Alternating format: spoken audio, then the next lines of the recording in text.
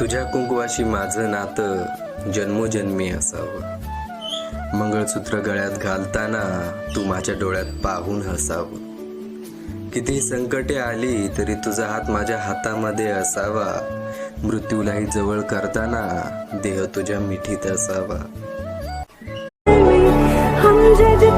This is for you my husband कि हीरे तो बहुत है दुनिया में मगर तुम्हारी जैसी चमक किसी में नहीं.